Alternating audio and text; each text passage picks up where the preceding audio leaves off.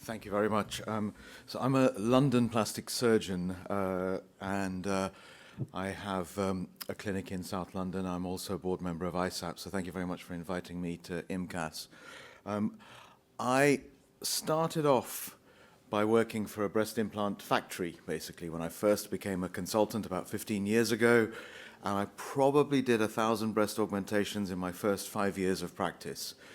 And the good thing about being a properly trained plastic surgeon, board certified, etc., is that you want to try and keep things safe. You want to try and keep things consistent. You want to think about what you're doing, and I over the years have changed and a few things. I try and do one variable at a time. I try and keep it safe. And this is what I've come up with. I've ended up for the last 10 years at least being fairly consistent with micro, nano textured implants, whatever you want to call them, round implants, soft implants, and I've done this muscle split technique that I'm going to hopefully show you. I'm not going to present you any really true valid data. Okay, I'm just going to tell you what I've been doing, and I think it works, and I'm going to show you some examples, and I hope you'll agree with me at the end of this talk. So I've been using a muscle split technique, which is not a new technique. It's been described by a few people over the years, but I've modified it, or I've thought about it, and I've tried to make it better. Now, if you look at the pec muscle, it has this twist. Okay, so I don't know if a cursor works here. Is that going to work? No. If you look at the, do I have a pointer here?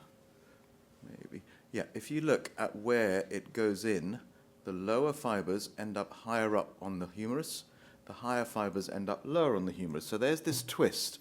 So if you're going to put an implant behind the muscle, you have to take that twist into account.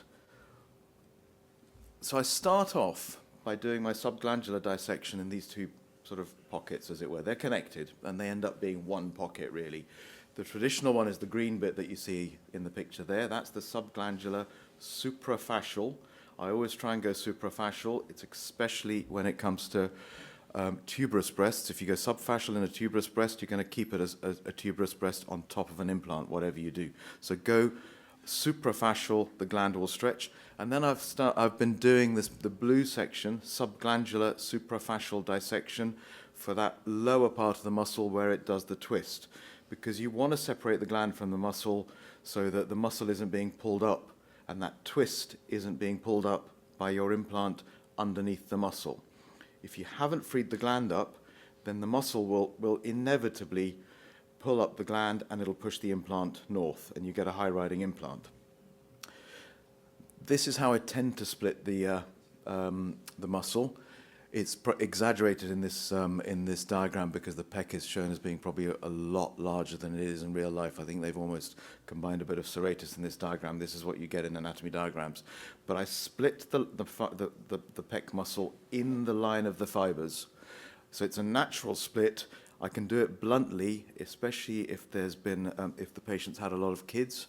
It's very soft tissue. I use my finger or my thumb. When I was working in the factory, as it were, I did develop a bit of arthritis, so it's good to use the uterine sound or something like that someone described just prior to one of my talks. And you can go all the way to the sternum. You can go all the way, not quite to the humerus, but you can go well beyond the axilla. And I then create a oh, that's the same picture, sorry. Is that right? Let me go back. Yeah, sorry, and then I put the implant in where the circle is drawn, and under the muscle. Again, it's a very easy plane to dissect. You can dissect it bluntly.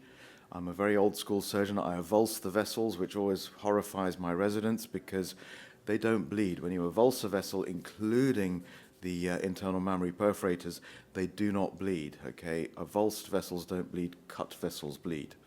So I do a lot of this bluntly. And, sorry, apologies for calling it the Da Vinci Breast Augmentation. That was really a gimmick to just get the presentation accepted, and it worked. Okay, why did I call it the Da Vinci Augmentation? When Leonardo drew the pec major, he got it wrong. He drew it as a multipennate muscle like serratus. And this basically reminded me of what I do. So that's how I split the muscle.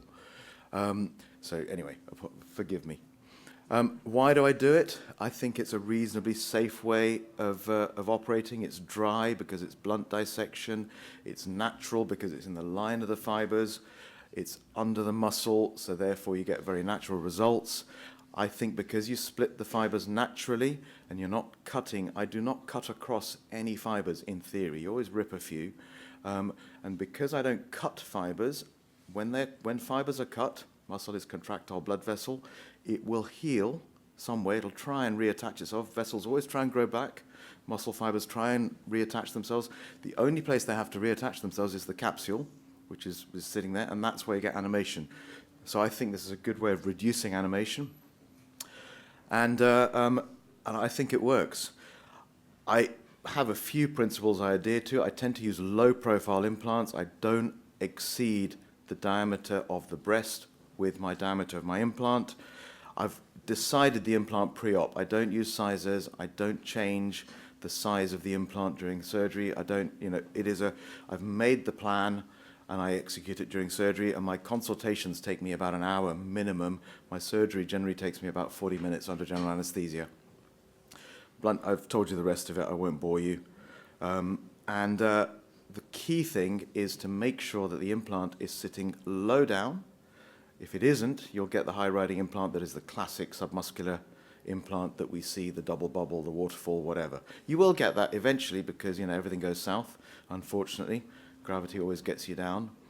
And if the two things are to make the split long enough so the implant can drop down. If you don't make the split long enough, like a button, trying to get through a buttonhole, it will never get through the hole. It'll always sit higher. So I've done a whole bunch of cases. Again, as I said, I'm not going to show you proper data here. This is literally just telling you that I've done it for a long time.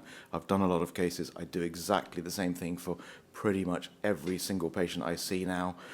I had a few problems earlier on, and interestingly, the infections I had was when I did it the old-fashioned way, under the gland as opposed to under the muscle.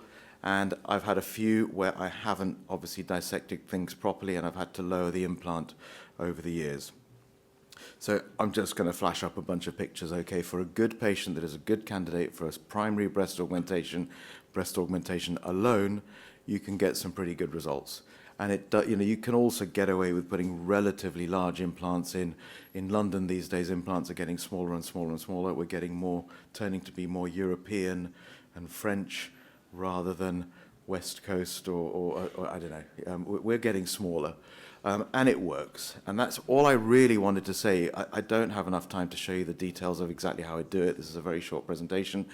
I will gladly share you details. Come visit me. That's where I am. Come see me in London. You're more than welcome. And you can come spend time in my operating theatre. And you can see South London as well. So thank you very much for your time. Thank you so much for your